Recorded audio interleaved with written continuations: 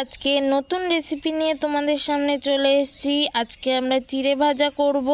তো এখানে নিয়েছি পেঁয়াজ কুচি, রসুন কুচি, আদা কুচি, লঙ্কা কুচি, আর এখানে নিয়েছি কিছুটা পরিমাণ চিড়ে, আর আমাদের লাগবে লবণ। তো এই যে সব উপকরণগুলো রেডি, এবার আমরা আগুন জ্বালাবো।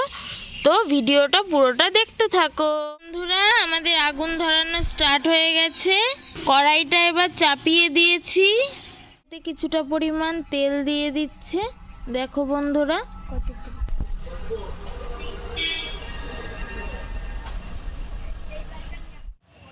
দিয়া এখানে পেঁয়াজগুলোকে দিয়ে দিচ্ছে।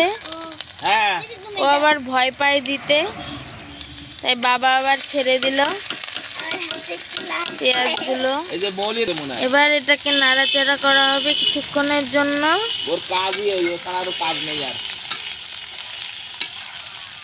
এখানে পেঁয়াজ, লঙ্কা, আদা, রসুন কুচিটা ভাজা ভাজা হয়ে গেছে।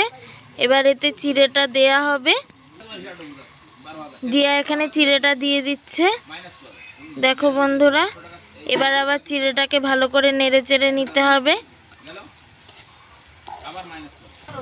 দেখো বন্ধুরা, কালারটা কেমন এসছে, গন্ধটা কিন্তু দারুণ বের হচ্ছে।